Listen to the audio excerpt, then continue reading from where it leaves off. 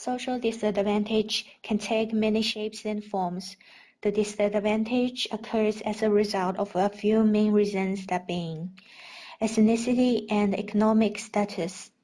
Ethnicity can have a part in social disadvantage depending on the nature of the school. If a school is made up of predominantly one race, other smaller racial groups can become disadvantaged.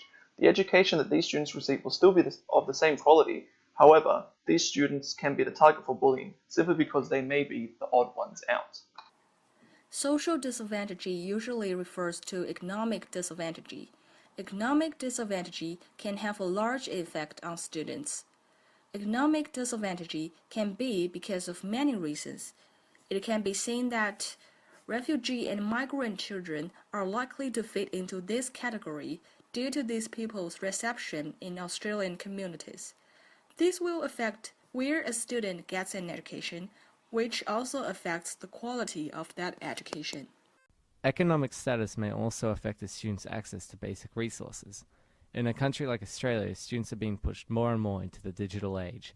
As a result of this, more and more work can be reached at home over the internet, a resource which teachers may heavily rely on. Socioeconomic disadvantage has a greater impact on educational opportunities than any other factor considered in this study.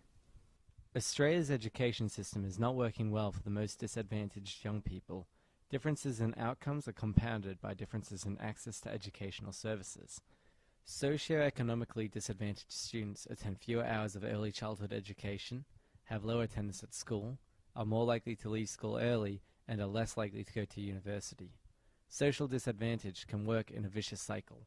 A wide range of empirical studies show that people who begin their lives with lower school performances are more likely to end up with worse long-term economic and general life outcomes. Social disadvantage may be the cause for Harry's disengagement in class. Thompson states that the dominant discourse caters to their needs and wants, however has issues with those in the minority discourse. The effects on the minority discourses have both a latent function and a manifested function.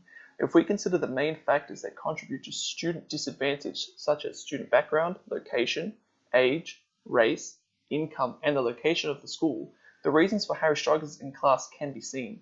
Income will affect Harry's access to resources that are required for the classroom, such as access to the internet and access to a computer. Created using Powtoon.